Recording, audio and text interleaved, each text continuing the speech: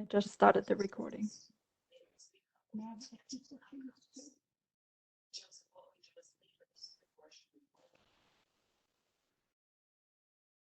All right, let's get started. Welcome everyone to the additional paving and restriping meeting for this year. My name is Nicole Winans. I'm with the Fairfax County Department of Transportation. And I am working with VDOT, the Virginia Department of Transportation, on this project. So I'm somewhat of a project manager for this coordination. Even though it's a program that happens annually, and it's a really great partnership between VDOT and the county that implements road improvements very efficiently through a way. Okay, I got the warning. Hold on. For some reason, this is telling me the meeting will end. Second. Sorry about that. There was a second meeting that was popping up on my screen. All right, sorry about that.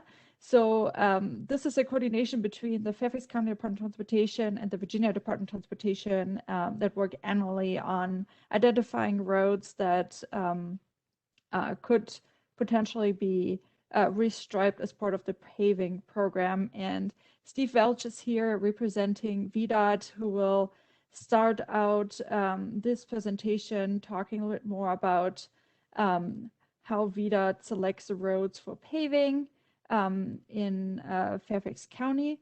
And then we will go into more detail about what type of paving changes we are proposing to add to this year's already pretty busy schedules of road restriping projects. So I want to introduce a couple of folks that are with me on this call.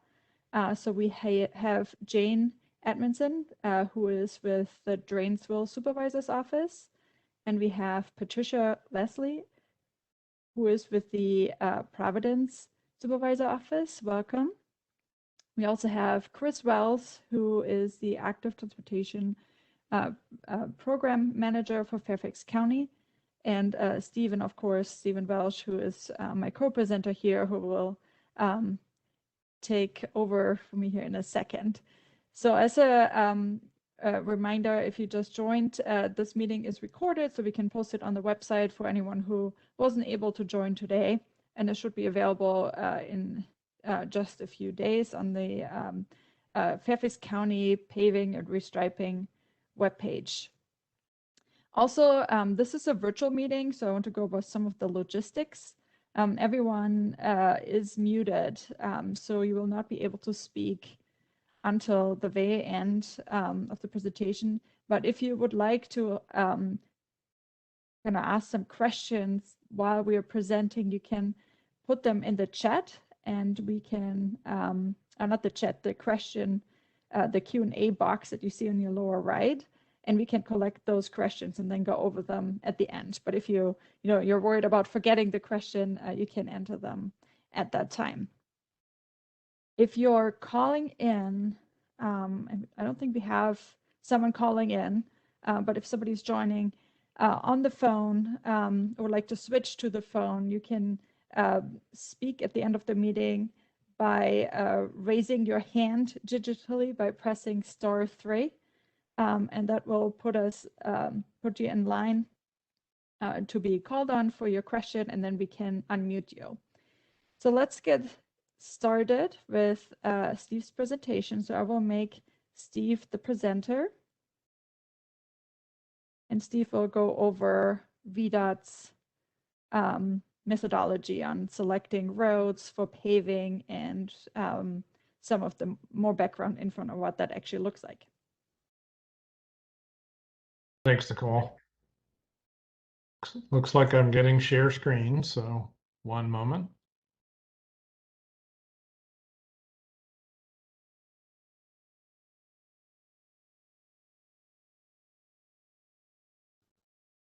Everybody see my screen that says VDOT on front? See the screen okay? Yes, looks fine. Okay, great. Well, welcome. My name is Steve Welch. I'm the Assistant Transportation and Land Use Director for VDOT Northern Virginia District. And like Nicole said, just going to briefly go over our paving program. So this evening, just going to cover the Northern Virginia District's program budget, how we plan and construct for paving, how do we select roads for paving, condition ratings, treatments, and the other information you see there on the agenda for the evening. So first of all, let me do a little adjustment on my screen here. So in Northern Virginia, we have over 14,000 lane miles of roadways. And over half of those lane miles are in Fairfax County. And you can see the distribution remaining in the Loudoun and Prince William County. And the number is very low in in Arlington, because Arlington maintains most of its roads. The only roads that we maintain are the interstates and some parts of the primaries.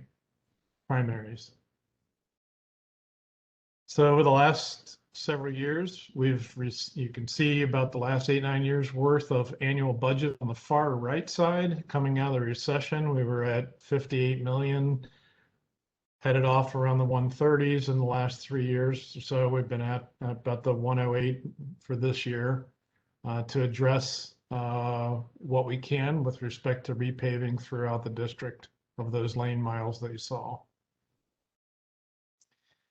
So each year, this is actually an ongoing cycle. All 12 months we have some sort of paving program operation happening.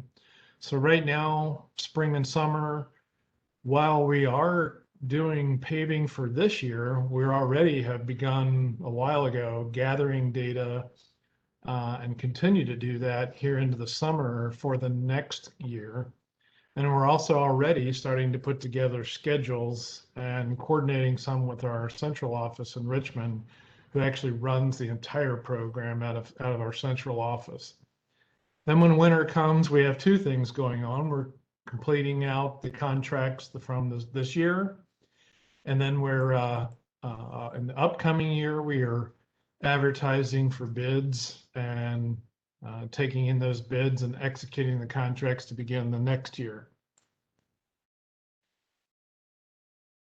So how are roads selected for paving? It's always the question we get. And we do that through looking at the pavement condition, traffic volumes, entire neighborhoods versus streets, avoiding locations where there's existing projects or utilities, and economies of scale and mobilization costs, as well as feedback from maintenance crews. So what we do, how do we collect condition information? We have contracts with what's called an ARON truck. It's called an automatic road analyzer. It's loaded with equipment. It detects pavement distress, roughness, texture, rutting. It does digital scanning and measurements and video imagery and, of course, GPS. And these are done all on every lane mile, every roadway throughout Northern Virginia.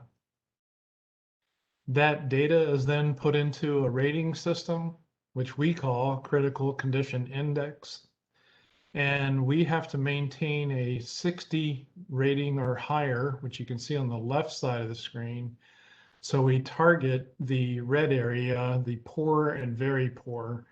And under no circumstance do we let any interstate pavement go below 35.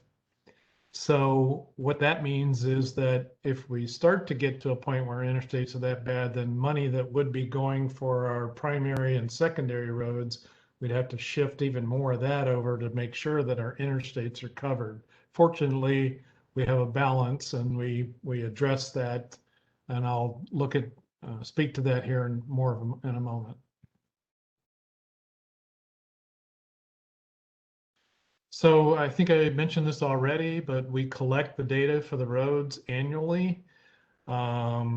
Secondary roads, which are half of all the roads in Fairfax and in Northern Virginia of the lane miles. We, in the past, because there are so many of them, we would collect about 20% of the data each year or 100% of the data then every 5 years. Beginning this year, we expanded our contract statewide, and now we collect the information on all 3 types of roadways: interstates, primaries, and secondaries. And by the way, secondary roads are most notably what people understand as their neighborhood roads, although there are some that go around neighborhoods or partially through neighborhoods, but secondary roads are largely those that are everyone knows as the road in front of their home. How do we use traffic volumes? We look at high volume interstate primary and secondary roads, those that carry an average annual daily traffic, or AADT, of greater than 3,500 vehicles per day. Our goal is goals are obviously based on budget to a certain degree, but 82% of our network, we have a goal of 60 rating or higher. Then on the low volume primary and secondary, meaning those with average annual daily traffic less than 3,500, we have a 75 and 60% network goal for the 60% rating.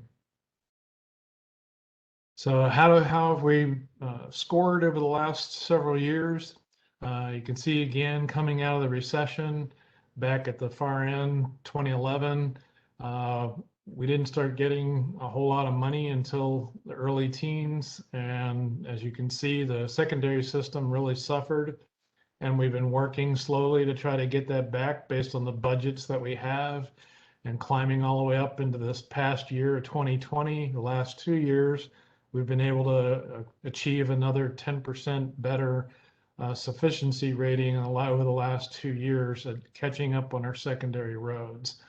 So our goal is 82%, as I mentioned, on the high volume for interstate and primary. We're right at it, or 1% above, and 60% on the secondary. So we're just shy of it, but basically almost there.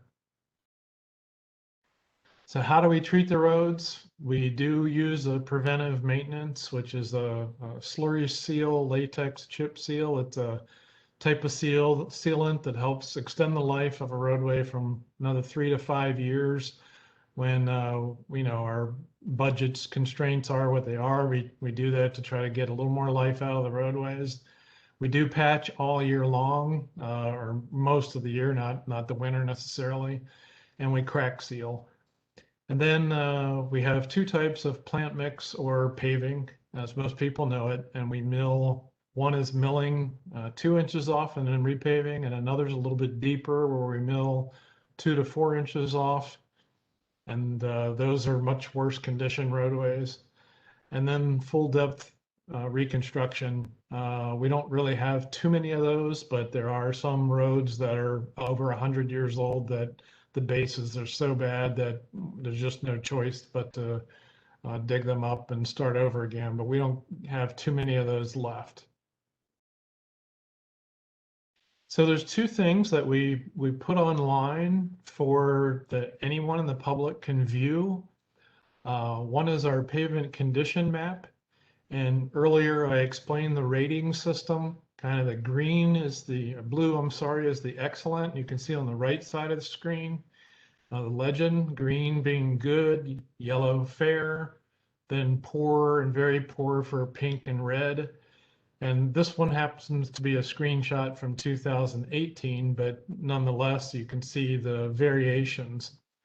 And one thing I will note, when you look at a map, this map online, you'll see, and I'm moving my cursor around, there are some areas where, in this particular case, this happens to be the Reston area, where some roads don't have any ratings.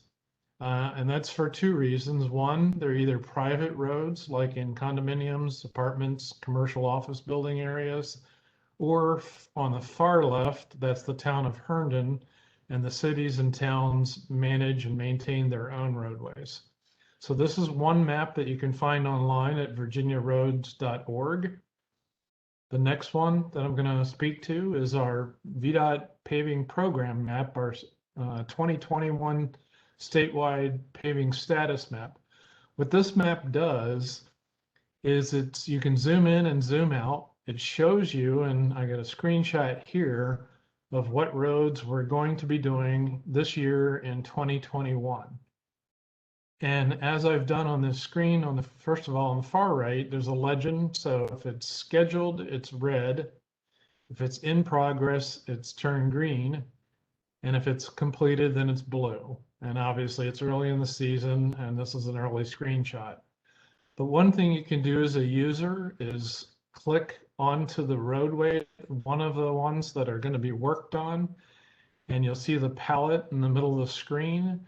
That palette will pop up and tell you the VDOT project manager's name, his or her phone number, and his or her email address, and also some other information. So if you ever have any questions about your roadway, whether it's before, like when is mine going to happen, or questions while it's happening, or something that you need to talk to the project manager about after the work's been done, you can reach them in that manner.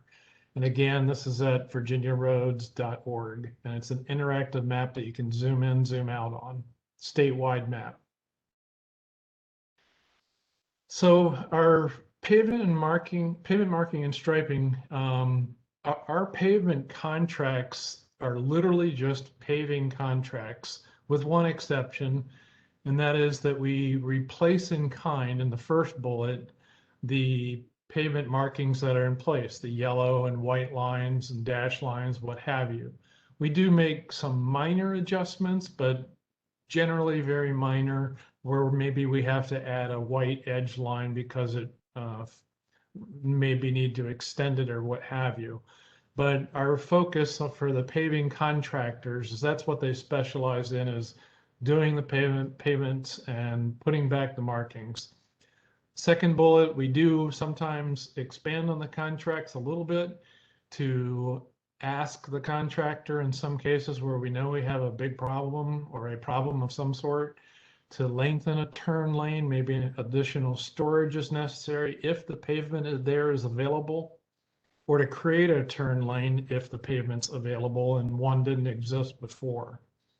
And then last bullet here, during the time that we are preparing our plans for the upcoming season, this is kind of the transition with Fairfax County DOT, is we coordinate with them to show them what our draft plan is for the upcoming year.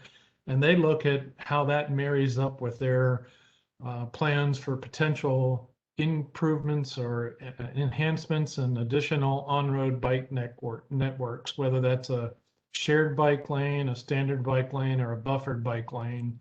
And also so we can coordinate planned pedestrian improvements otherwise, such as perhaps a new crosswalk that would need ramps at both sides or what have you. So that's kind of the overview. If you have any questions, you can always call the 1-800-4-ROAD at the number there. If you ever have any problem or maintenance concern of any sort, the best way to reach us is the email address of my.vdot.virginia.gov. And then again, the pavement condition map and the 2021 paving map are both can be found on the virginiaroads.org site. So with that, I just want to thank you and say stay safe, and I'll turn it back over to Nicole.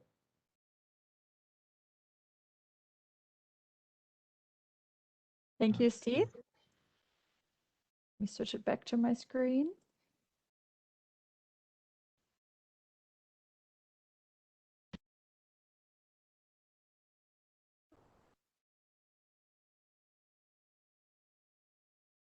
All right. So thank you for the introduction of how this exactly works, this coordination between VDOT and the county when it comes to the striping modifications. I just want to add a couple more thoughts on why we are doing these striping modifications. in the first place. So one of the main reasons is the implementation of the Fairfax County Comprehensive Plan that in many cases asks for bike lanes or similar bike infrastructure that is stripes or striping in the bicycle network plan. And some routes can be enhanced with bike lanes in addition to the network plans because there are many other benefits to it that I will go on in a few slides. But the way to implement these through this program, the benefits are really that it is a really good, a synergy between something that's already happening. It's a blank slate that we're starting with. The county would like to see bike lanes. VDOT is restriping, something that can be easily planned because it doesn't really affect properties. It doesn't affect drainage. So some of the other more complicated factors that would come into play, for example, for a sidewalk or trail that really needs to be constructed with heavy vehicles, this is really just striping. And the striping contractor is out there anyway. So this is a great cost saving for the county, a great efficiency. It is a good question to ask, who are we serving with those bike lanes? And it's important to know that in Fairfax County, about 10% of people that are interested, or actually 10% of the population that's old enough to bicycle would use those bike lanes potentially. So it's what we call the strong and fearless, which are very experienced cyclists, as well as the enthusiastic and confident, which are cyclists that have a good amount of experience and feel comfortable on most bike lanes. However, this doesn't serve, of course, everyone. So there's a large part of the population, and that may include you, who would maybe not ride on those bike lanes. Those are the interested and concerned who prefer a separation from traffic, at like a shared use path or a cycle track, which is a protected bike facility that's behind the curb. So it's a good improvement for cyclists that are already out there. It may not serve everyone, and that's something we definitely acknowledge. And we have a different program, the Transportation Priorities Plan, that focuses on the needs of the interested but concerned with the infrastructure that goes behind the curb. What type of bicycle facilities can we implement through striping? So we have on the left here something called churros. Those may show up on the on Chainbridge Road, which is one part of one of these additional bike lanes or bike facilities that we can potentially implement through striping. Those are used where bike lanes don't fit and create a little bit of a gap.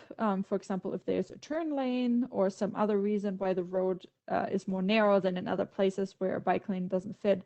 And it alerts drivers that there could be cyclists in the road because there is this bike lane connection. So if you're right on the bike lane and you merge with traffic, this advises the driver that the cyclist will continue this way and will use the lane instead of ride on the side of the road. It's also helpful to advise the cyclists where they should position themselves within the lane, which is not always right next to the curb. If the lane gets too narrow for a bike lane, often the safest place for cyclists to be is in the middle of the lane. And then the driver would need to pass when it's safe to do so, crossing the double yellow line. Then we have standard bike lanes here in the middle. Those are proposed in 3 out of the 4 roadways we're going to talk about today, sometimes next to parking. And then there are buffered bike lanes, which are have an extra stripe and some extra room between the bike lane and the vehicular traffic. Depending on how much space there is, there can also be some hash markings for extra visibility of this buffer area. And we will have one road that has a buffer to protect cyclists a little bit better from kind of, cars that may cross the line a little bit and provide some wiggle room. And then in addition to serving cyclists, there are other benefits to bicycle infrastructure that we just want to quickly address today. So they do actually make streets safer for everyone, not just cyclists. So yes, of course, the cyclists can use the infrastructure, but then also it helps pedestrians. For example, when a pedestrian is trying to cross a road, if a bike lane is present, it actually shifts the cars towards the center of the road and minimizes the exposure, basically the area where there is the conflict between the vehicle and the pedestrian trying to cross. So it helps the pedestrian cross this road. And it also creates a buffer between a walkway and vehicles because it pushes vehicles further away from the curb towards the center. And sometimes our older walkways particularly don't necessarily have a nice wide grass buffer that would provide that extra comfort and from the moving vehicles, but the striped out area does help with that a little bit. Then we have, for example, in neighborhoods, a traffic speed reduction, which also helps reduce noise because wide roads often feel very comfortable for drivers to drive on. Even if they're in a neighborhood, they can get higher speed than what is posted or what is really safe in those areas where they have high pedestrian volumes or their children. So narrowing the lanes a little bit to create more of a visual narrowing effect will help reduce especially those top speeds or top speeders, and then the lower speeds help reduce the noise level. And then if you have bike lanes next to parking, it actually helps drivers exiting driveways get better sight distance of the road, of the vehicles that are passing by, because often those parked cars block the sight distance a little bit, so they have a little bit more room to inch out and see the cars that are a little bit further away from the side of the road, further towards the middle, and it's easier for the cars to see. So this is an example of this traffic calming effect that we mentioned earlier, that if you have a really wide road, it's very comfortable for a driver to go down the road. They don't have to pay too much attention because there's so much wiggle room. However, if you narrow it down a little bit, bring the lane actually to standard, so the one here on the left, it's not a standard lane, it's really wide. Bring it down to just a normal standard lane, add the bike lanes, it really narrows down the road a little bit, and it doesn't feel like you could, just not pay attention and helps you slow down. Because the cars are also passing each other a little bit closer, it creates something called the friction effect that helps cars slow down a little bit just to make sure that they can pass each other safely, which of course they do, but it's a mental traffic calming, basically.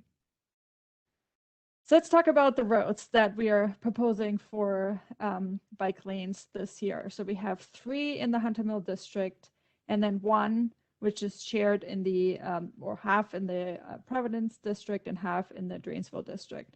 So let's start with the Hunter Mill district striping projects, which are MCNAIR Farms Drive, which is over here. You see my cursor. Then there's Thomas Jefferson Drive, which is over here, and then COPPERMINE Road Drive, which is over here. And this entire area is the MCNAIR area near Innovation Station, on the south side of Innovation Station, south of Hernan. So let's look at COPPERMINE Road first. So this is an image of the existing condition. It's not the whole road that's being repaved, so we can only address half of it. And the half we are working with is from Centerville Road to Frying Pan Road. It has 4 travel lanes. There's a median. There are dedicated turn lanes. There are narrow sidewalks on both sides. Sidewalks with a narrow buffer on both sides. No bike facilities and very low traffic volumes, which is also an issue for speeding. What we're proposing here is to convert the underutilized outside lanes into buffered bike lanes. So the inner travel lane would remain exactly as it is, and so will the turn lane, but the outside travel lanes will be striped out with a bike lane and a really nice white buffer that provides a good amount of comfort for bicyclists traveling down the road. And important to note is that this type of what we call sometimes a road diet, so right-sizing the road basically, is only between signals. So at the signals, we are going to maintain the current road capacity of all 4 lanes. But there are only signals at the beginning of the segment at the end, that actually leaves a really nice long stretch where we can add these bike facility improvements. Then we have a MCNAIR Farms Drive. This is the existing condition. It's from Centerville Road near the clock tower to Centerville Road, which is south of COPPERMINE Road area there. It's 2 travel lanes, on-street parking on both sides. There are a lot of residential, medium density residential developments along the stretch. There are sidewalks, but no bike facilities. So what we're proposing here is just adding the bike lanes, because the lanes are really wide, the parking lanes are wide. Just repurpose, right size everything, and that gives us enough space for bike lanes on both sides, but also retain the parking and of course the 2 travel lanes. On Thomas Jefferson Drive, we have very similar existing condition. Oh, I'm sorry, this is actually the wrong picture, but it looks actually exactly like that as well. And that's from MCNAIR Farms Drive to Frying Pan Road. Also 2 travel lanes, on-street parking, sidewalks, and bike facilities. And here we would also propose to retain the parking, just narrow everything down to a regular size to add the bike lanes on both sides. Then the Dranesville and Providence restriping change here is on Chain Bridge Road, which is marked here. So the division between the 2 districts is right in the middle here at the Dallas Access Road. And the existing bike lanes on Chain Bridge towards the east. So this would be a nice connection into the McLean metro area. So this is the current condition. And this segment is from Colonial Lane to Great Falls Street specifically. So currently there are 2 travel lanes, no on-street parking, sidewalk gaps on both sides. So the sidewalks is not continuous. You will need to change sides of the road to continue your walk. And there are no bike facilities, but it's definitely a popular bike route. What we're proposing here are just standard bike lanes where space allows. There's a segment that narrows down a little bit because of a turn lane, where we probably only can do sharrows. As part of this effort, we don't only focus on the linear striping, so the bike lanes and parking lanes and whatnot, but we're also looking at potential crosswalk improvements. So it gives us an opportunity to review where potentially new crosswalks can be added as part of this. However, we do have to meet warrants for those crosswalks, so we can't add them everywhere. So we have to, what we're interested in is potential locations that currently don't have a crosswalk, but ideally where there are ramps already, just not a marked crosswalk. And we can go out and study those locations to see if they meet warrants, VDOT's warrants for crosswalk striping. So any information you have about any crosswalk that could potentially be improved, even with something that we see here, pedestrian island or something along those lines. It's we would add that to an unfunded list of potential new crosswalk improvements when funding becomes available. But if there's a critical location, it would be very helpful to know about. So as mentioned, we're looking for community feedback, of course. You know your area best, and though we're looking at data and on our comprehensive plan, of course, the people that live on the street, of course, know your traffic volumes and your behavior best. So if there's anything we have potentially missed, like a stadium arrival, for example, at a school, anything that would be of concern of what is proposed here would be helpful for us to know. So if you have any additional comments that you're not able to talk about today, feel free to email us or go to our website, and the link is listed here, and submit the electronic form for the next 2 weeks. So we're accepting comments which are due until June 22nd. So you can think about it or share this information with neighbors that may be interested, or your HOA, and those comments can be submitted online. However, if you would like to share a comment with VDOT on paving issues or drainage issues, missing signage, anything along those lines, those actually need to be submitted through the My VDOT portal, and the address listed here on this website, my.vdot.virginia.gov, or you can dial 1-800-4ROAD. So now I would like to open it up for questions and comments. So you can type your comments in the Q&A feature, not the chat, the Q&A feature in WebEx. And then we can read your question for the other folks attending tonight. And if you're on the phone, you can press *3 to raise your hand to be added to the queue, and we will call on you, and then you can speak.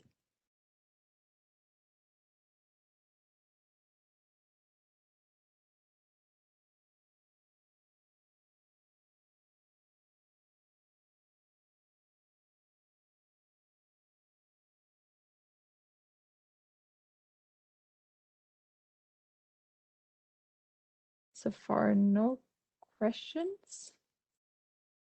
Let's see.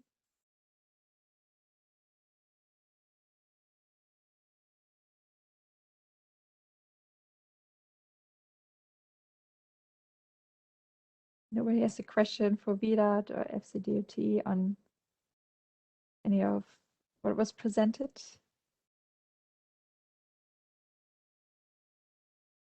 Nicole, this is Patricia. I have a question.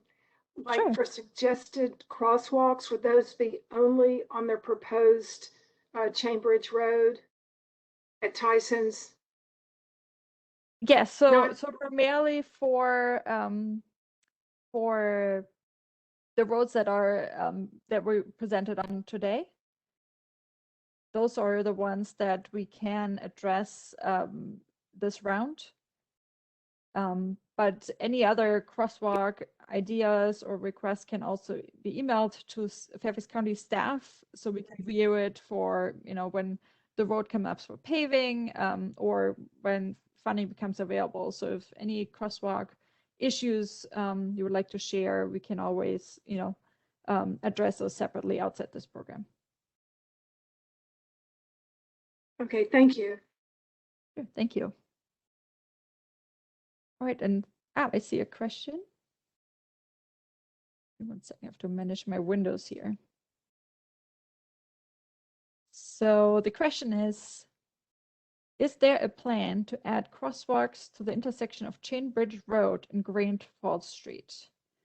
So I can't confirm if there is a plan, but I'm taking down that location, and we will certainly look into the feasibility of a crosswalk at that location. Thank you. Nicole? Uh-huh. Hi. There is a crosswalk from going across Great Falls Street from the new path. And I don't know if that's what the questioner was asking when that VDOT added that in a little median.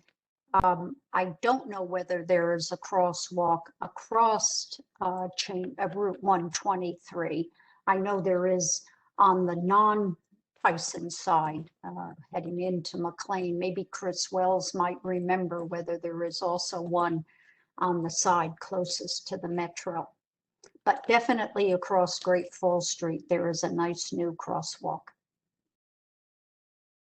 Great, thank you. Yes, we will consider, we will take a look at and see if there are additional opportunities, for example, along the main line, along Chainbridge Road, to see if a crosswalk would be feasible, if that's what the location that we are being asked about here. Okay, so I noted down, we'll take a look. And we have a second question. Oh, there's follow-up information. So it is a highly used intersection and has minimal crosswalk markings. There have been several near accidents with pedestrians walking and car drivers do not observe right away. Okay, thank you for that additional information. So that's the Chainbridge Road and Great Falls Street intersection.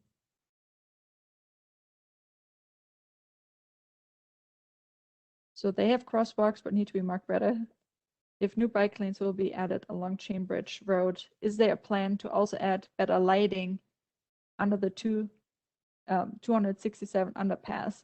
It is very dark under that section. I think we will make a note of that. So that will not be part of the paving and restriping program, but it could be enhanced through other means. So it's good to know that that's an issue. Let me note this down. And I think somebody asked a question in the chat. So let me juggle my windows here so I can see the chat as well.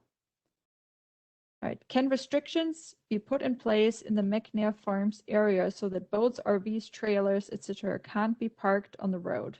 They create sightline problems and take up much needed parking for cars. So we can take that back to our parking division. So we do have some limited abilities to regulate parking. So this is, I will pass it on to the supervisor's office as well as our parking division to take a look at that.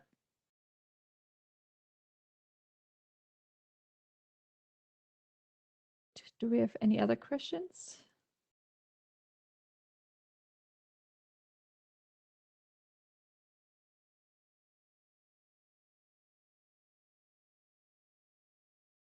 Right, it does not look like we have any additional questions. So I would like to thank you for your participation. And if you can think of any other questions you have, please feel free to reach out through the website. And as a reminder, this presentation will be posted on the website, the Fairfax County website, in a few days. So thank you so much. Have a good night. Thank you, Nicole. Thank you, Nicole and Steve. Thank you. Thank you. Good night. Good Thank you. night. Good night.